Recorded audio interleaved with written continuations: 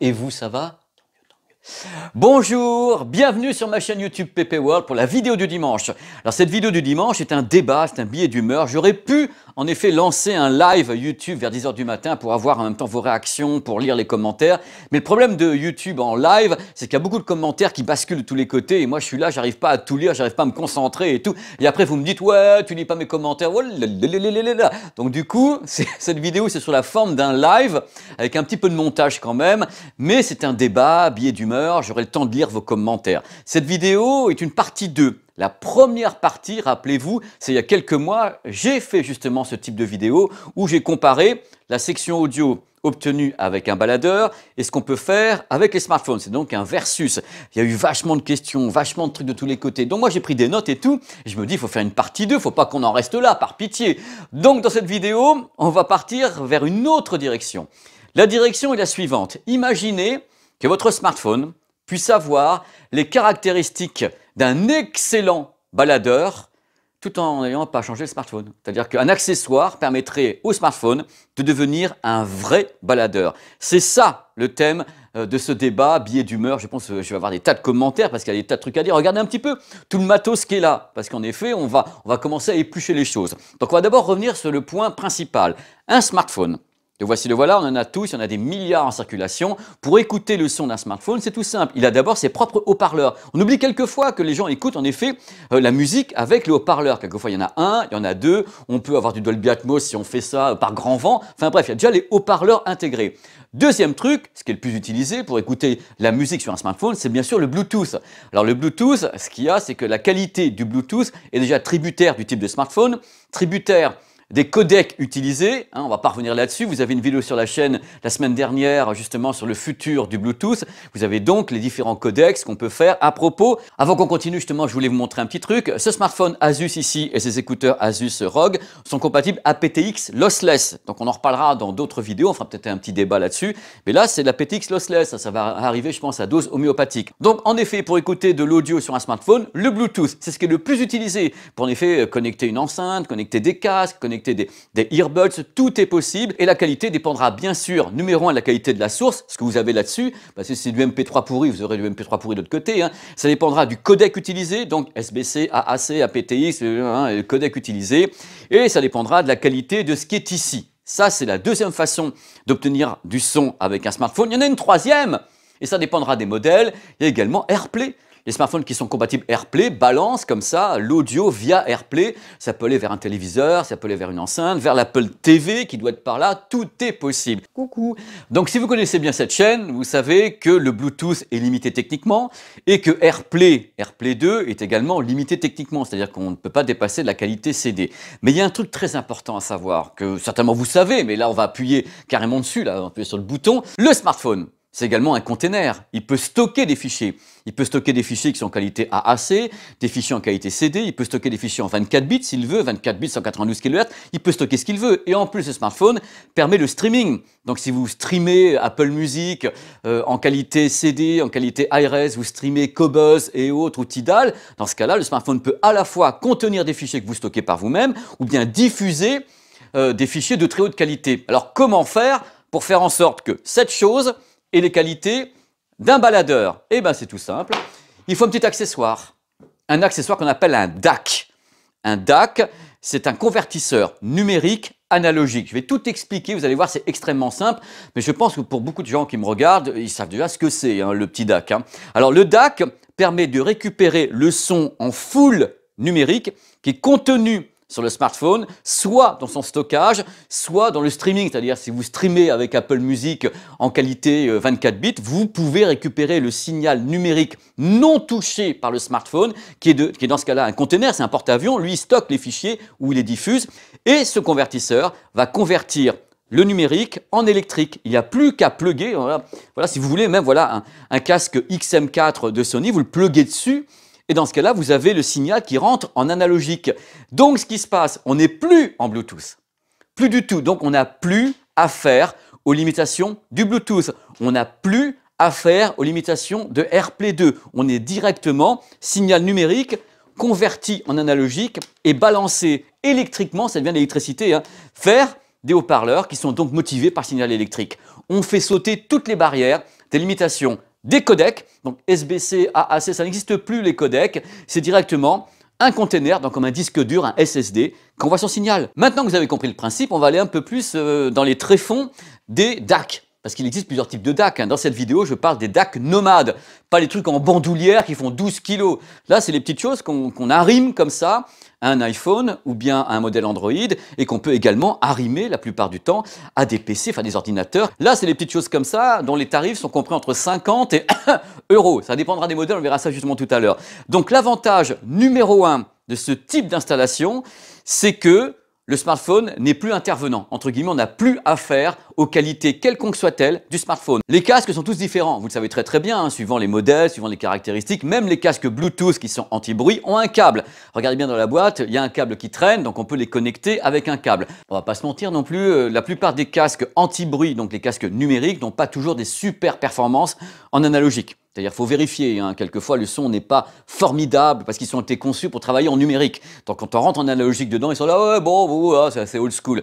Donc la plupart du temps, ce que l'on fait avec ce type de DAC, celui que j'ai dans la main, on peut se dire que tiens, le DAC va pouvoir alimenter des casques hi-fi très très haut de gamme. C'est le but de la... c'est le but de la manœuvre. Voilà, je l'ai connecté. Donc en effet, l'avantage number one d'un DAC de qualité, vous allez avoir quelques références comme ça, c'est que du coup votre smartphone peut alimenter des casques haut de gamme, sans aucun problème, puisque le smartphone n'est que la source numérique. Le travail se fait ici, c'est-à-dire en effet, conversion numérique, analogique et amplification. Donc, plus vous allez monter le volume ici, plus ça va être amplifié ici. C'est tout simple. Et là, par exemple, on peut mettre des casques, si vous voulez, qui peuvent aller à 200 ohms, 300 ohms, alors que le smartphone, en général, veut pas même. Donc là, c'est plus un problème. Par contre, le problème, je vous le concède, messieurs, dames, et c'est l'objet, justement, de ce petit débat entre nous, comme ça, billets d'humeur et autres, c'est qu'on garde un câble. C'est-à-dire que la plupart des gens veulent un smartphone pour ne plus avoir aucun câble. C'est là le truc, tandis que là, le DAC, c'est le câble, parce que c'est le retour un peu old school, c'est le côté très hybride de la chose. On n'a pas vraiment un baladeur, mais on a un smartphone qui devient un baladeur au travers de ce qu'on lui ajoute, donc cet accessoire. Voilà, c'est le but de la manœuvre. Donc je pense que ça va donner un débat intéressant, je vais revenir sur autre chose dans quelques instants, mais moi l'idée me séduit beaucoup. Parce qu'il y a le côté optionnel, c'est-à-dire que vous avez votre smartphone, hop, vous travaillez avec, vous faites ce que vous voulez, vous appelez, et à un moment donné, vous dites oh, « mais j'ai un casque dans mon sac !» Eh bien, si j'écoutais tout à l'heure, dans un coin, tranquille, j'écoutais mon smartphone avec une belle qualité, vous branchez le DAC et vous avez un baladeur qui peut alimenter votre casque, que vous pouvez avoir, un casque focal, tout ce que vous voulez, casque de qualité alimenté avec votre smartphone. L'idéal est là, c'est d'avoir un côté optionnel. En parlant de ça, j'ai toujours un truc de ouf que je vous montre dans les vidéos parce que c'est une relique. C'est un truc, c'est même pas boomer, hein, c'est une relique. Ça, c'est un casque. Le casque Fidelio M2, qui lui était particulier. Parce qu'il avait en effet un connecteur Lightning. Ça fait qu'on branchait directement le casque Fidelio sur le port Lightning. Et le casque était compatible avec l'écosystème Apple, donc 24 bits, 48 kHz. Donc lui avait en effet le DAC à l'intérieur du système. On n'avait plus qu'à brancher. Malheureusement, je ne sais pas pourquoi, c'est quelque chose que d'autres marques n'ont pas adopté. Et je trouvais ça plutôt malin, en fin de compte, de faire ça, parce que ça évite d'avoir le DAC et tout. Tout est dedans, ça restait du filaire. Hein. Mais il y avait des belles performances avec, because justement filaire. On n'est plus tributaire du Bluetooth ou du machin, ça marche pas et tout. Mais il y a un fil à la patte, à la patte. Je vous connais, je sens que ça va trembler des genoux. On va attaquer un peu l'écosystème Apple, parce que Apple a ses solutions, et c'est pas nouveau. J'en ai déjà parlé lors du test du Max, qui est ici. Apple a également son petit DAC, que j'ai dans la main là. Le voici, le voilà, 9,99 €. Je crois que c'est 9,99 €, regardez sur le site. C'est donc un DAC avec ici le DAC à l'intérieur, port Lightning et la sortie mini jack. Ce qui fait, messieurs, dames, que si vous connectez ça voilà, à un iPhone, vous avez dessus des fichiers en très haute qualité. Donc là, ça y est, si vous avez Apple Music avec une très haute qualité, le casque peut être alimenté par l'iPhone directement avec le DAC et avoir une très belle qualité audio. Et voilà, 9,99 €. Je vais être franc avec vous. Moi, je conseille vraiment, quand on a un DAC comme ça, de se dire qu'on va connecter des casques de haute qualité à un DAC. C'est-à-dire que c'est vraiment le but de la manœuvre. Donc des casques qui sont à la base analogiques. et non pas des casques qui sont donc Bluetooth numériques, parce que eux, en général, ils sont un peu plus compliqués avec la mini jack. Donc tous les casques que vous pouvez avoir à la maison, qui sont des casques, ça peut être des focales, ça peut être en effet ce que vous voulez, des casques qui sont analogiques, donc non équipés d'un système numérique, là, avec un DAC, c'est le bonheur, hein. Parce que vous rentrez dedans de façon électrique, normale. Lui, il ne sait pas quelle est la source, hein, c'est de l'électricité. Donc, il ne sait pas si le fichier est MP3, AAC ou autre. Il n'en a aucune idée. Lui, il a un son qui arrive, électriquement parlant. Il arrive de façon électrique, il fait vibrer les membranes. Donc, au final, pour avoir un bon résultat, ce qui est important, c'est la qualité de la source. Toujours la qualité de la source. Donc, en effet, avoir soit des fichiers stockés en qualité CD ou 24 bits, soit du streaming en qualité CD ou 24 bits. Dans ce cas-là, vous avez une bonne source, suivant la qualité des fichiers, hein. Derrière, il faut placer un bon DAC. Donc là, c'est le DAC Apple, mais il y en a d'autres, hein. Il est assez basique, mais pour 9,90 €, c'est assez surprenant, hein. Donc, la qualité du fichier de base, la qualité du DAC et bien sûr, la qualité du casque. Si déjà vous avez une très belle qualité sur les 3 points précités, vous allez décoller, hein. Alors par rapport à du Bluetooth, c'est même pas en rêve, hein. Vous allez partir dans les hauteurs parce que le Bluetooth, je vous rappelle, 1, c'est du full numérique et 2, c'est limité au gré des codecs. C'est-à-dire qu'on ne peut pas aller aussi loin en Bluetooth qu'on peut aller avec un fichier Apple Music en 192 kHz et un casque en analogique avec un bon DAC, hein, mais ça n'a rien à voir. Donc c'est une façon différente d'écouter de la musique, elle est contraignante parce que vous avez un fil, mais elle n'est pas super onéreuse à la base, parce que le DAC nomade, j'entends, hein, je ne parle pas des DAC domestiques, le DAC nomade, on en trouve dès 50, 60, 70 € chez FiiO, qui est une grande marque. Truc important à savoir sur les DAC, il faut savoir que les DAC, même début de gamme, donc à 50, 60, 70 €, sont directement compatibles, non pas qualité CD, mais qualité CD 24 bits, 32 bits. Donc c'est déjà des produits qui sont capables de convertir des signaux de très très haut niveau. Il y en a certains qui sont compatibles DSD. Donc c'est des trucs de ouf, quoi. D'entrée de jeu, vous atomisez tout ce qui peut être fait en Bluetooth, hein, d'un coup d'un seul. Donc c'est super important. On a un signal old school, vraiment boomer de chez Boomer, ça je peux pas vous dire le contraire, mais c'est tellement élégant. Regardez, c'est super élégant, c'est-à-dire c'est pas quelque chose qui est contraignant. Il y a des DAC qui existent qui sont plus gros, des DAC boîtiers. Alors les Japonais, ils ont un DAC boîtier qu'ils mettent ici, ils mettent une sorte de fil autour, et ils ont un DAC boîtier très performant avec un gros ampli. Parce qu'ils ont quelquefois des casques qui sont très très gourmands en énergie, donc ils mettent un boîtier qui ressemble à une batterie nomade. Donc ils le mettent là, ils mettent leur gros casque derrière, et ils envoient la sauce. Vous faites ce que vous voulez à la base, c'est ça qui est marrant, c'est un puzzle, chacun fait ce qu'il veut. Soit vous voulez un baladeur, dans ce cas vous prenez un baladeur qui n'a donc pas de carte SIM, il n'y a pas de notification, la musique plein pot, c'est-à-dire vous n'êtes pas embêté. Soit vous dites, moi j'ai mon smartphone, je l'aime bien mon smartphone, eh bien je veux le garder, je veux l'utiliser tous les jours, mais quand je vais écouter un bon son avec mon casque filaire, badaboum, je lui mets un DAC. Donc c'est ça qui est important, c'est qu'on a des hautes performances avec un petit produit comme ça, qui permet à un smartphone de prendre une autre dimension. C'est-à-dire de vous faire découvrir des sons que vous n'auriez pas pu avoir par lui directement. Il faut donc l'accessoire autour. Ce qui est intéressant également, c'est que la plupart des DAC sont compatibles avec les ordinateurs. Donc c'est souvent bien meilleur au niveau de la conversion que ce que peut faire l'ordinateur. Même chose, vous avez un port, vous branchez sur l'ordinateur et branchez le casque directement à la mini jack du DAC. Et vous allez faire un bond en avant, hein, que ce soit pour le gaming, que ce soit pour la musique. Donc vous allez redécouvrir le son de votre ordinateur car vous n'allez plus utiliser l'ordinateur. C'est plus en électronique, l'électronique elle est là. Alors faites gaffe quand vous achetez, vous avez les compatibilités, hein, regardez bien sur la boîte, iOS, Android, les ordinateurs, tout ou une partie des compatibilités, ça dépend des modèles. Donc c'est plutôt marrant, je pense que je vous ai rien fait découvrir, hein, si vous êtes des fans de hi-fi, des fans de son, vous devez savoir que les DAC existent et que les petits DAC comme ça sont super sympas. Mais peut-être que certaines personnes ne savent pas qu'ils peuvent ajouter un petit accessoire, avoir comme ça un de leurs vieux casques ou même un casque récent, un casque filaire de qualité et dire voilà, mon smartphone permet d'avoir un super son. Le truc important, c'est que ça coûte pas 1000 €, hein, c'est un accessoire, un petit accessoire qu'on place comme ça sur des ports USB-C, sur des ports Lightning et qui permettent justement d'avoir une étendue musicale différente de ce que peut faire le produit sur lequel il est connecté. L'avantage des DAC, c'est que c'est parfaitement optionnel. Vous le rajoutez ou vous n'en voulez pas et si vous le rajoutez, bah, vous pénétrez dans un autre monde, un autre univers et tout ça à partir de votre propre smartphone. C'est-à-dire que lui, il bouge pas. C'est ça qui est en plus. Et vous avez tous un casque filaire à la maison et peut-être que vous allez redécouvrir quelque chose en vous disant bah c'est pas plus mal, l'investissement peut être vite rentabilisé avec un petit DAC comme ça, je vous le dis tout de suite. C'est pour ça que je voulais faire ce billet d'humeur parce que c'est le parfait complément entre guillemets de ce qu'on a fait avant où déjà dans les commentaires, ouais Pépé tu vas parler des DAC, mais oui, mais Je me dis qu'au fur et à mesure qu'on avance avec les commentaires, avec ces semi-live mis en ligne, on peut donc avoir des thèmes différents. Et donc la thématique, là, c'est en effet les DAC. Et il y aura une troisième thématique derrière, c'est ce que vous pensez. Qu'est-ce qu'on peut faire pour l'avenir et l'arrivée de la PTX lossless, qui peut être un sacré débat, puisque je vais tester les produits, ils sont là. Et je vais m'amuser à vous dire, est-ce que ça vaut justement un DAC comme ça, alors que c'est de la PTX lossless et donc du sans fil. Cette vidéo, c'est pas pour vous dire, ouais, c'est impératif. Non, non, c'est une option qui permet d'avoir une bonne qualité audio autour d'un produit que vous avez déjà. Maintenant, je vais vous donner quelques marques. Quelques marques, vous trouverez sur Internet, hein, vous ferez vos petites recherches, des marques très très connues dans le monde des DAC, les nomades, hein, les petits, hein, pas les gros bousins, enfin il faut aussi des gros bousins, hein, mais là je vous donne des petits.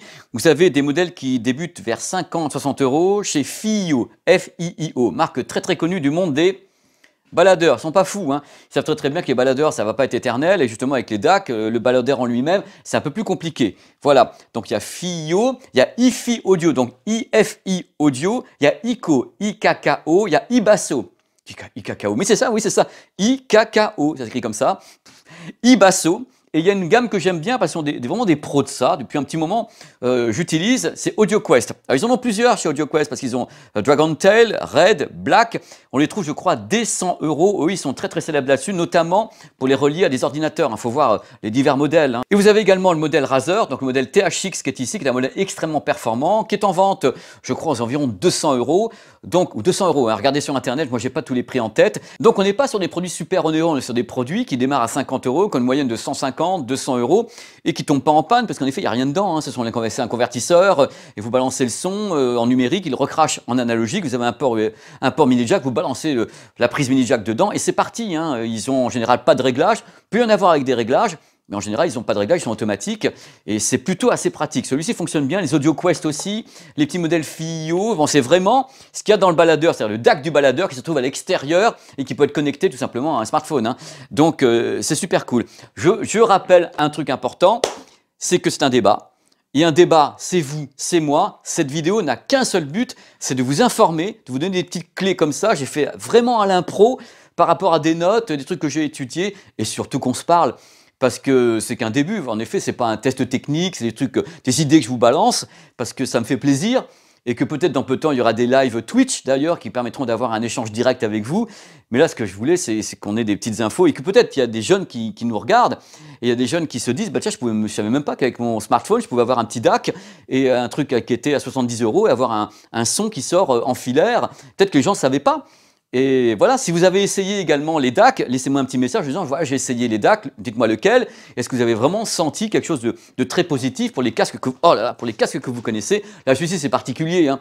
Il faut vraiment l'alimenter, celui-là, hein. Mais on peut le faire, justement, avec un DAC. Donc, c'est super cool. Et puis, il y a beaucoup de gens qui ont quand même la possibilité d'avoir ce petit DAC Apple à 9,90 € et qui permet de brancher un casque sur un iPhone. Moi, je voulais une vidéo pratique, sur des choses pratiques, les petits DAC, comme ça, de tous les côtés, il y en a plein. Il y a Cambridge Audio, il y a Apple en fait, donc vous avez toutes les marques que je vous ai précitées. Vraiment, c'est un débat. Donc, dites-moi ce que vous en pensez. Et on fera un troisième débat, parce qu'il y a plein de trucs que j'ai pas eu le temps de dire, c'est une évidence. J'avais pris des notes et je me dis, même en le disant, tiens, il faudra que je dise ça, ça, ça. Et la vidéo va faire 2 heures. Elle va faire 2 heures. Voilà. Je vous remercie. C'était la prise de tête du dimanche, le jour du Seigneur, SAI. Voilà, ça m'a fait plaisir. Je suis super content. J'ai mon univers avec tout ça, avec tous ces produits, avec les DAC, les casques, les machins.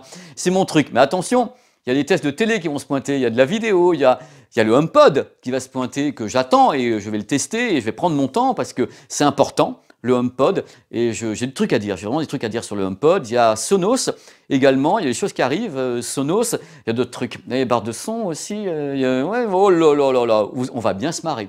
Peut-être dépenser un peu d'argent aussi, mais on va bien se marrer. Oui, avant que je finisse, je tenais à vous regarder les yeux dans les yeux et vous remercier pour les audiences du CES. Les 12 vlogs du CES, ça a été peut-être une tannée à faire parce que c'était extrêmement compliqué pour moi de faire ces 12 vlogs parce que c'est un travail de longue haleine, parce que c'est compliqué, et il y a beaucoup de montage derrière et autres. Malgré tout, j'ai fait des vlogs, mais j'ai pas réussi à ne pas les monter, entre guillemets, selon ce que j'ai envie de faire. Donc, merci pour les audiences, merci pour tous les commentaires. Ça a été un régal de couvrir le CES pour vous. Voilà, je vous remercie d'être à mes côtés. C'est une joie et je vous fais des bisous. Merci. Merci d'être là, parce que quand même, faut tenir à toutes mes bêtises là, hein. Les DAC, les machins, les fréquences et tout. Allez, je repars dans ma jungle.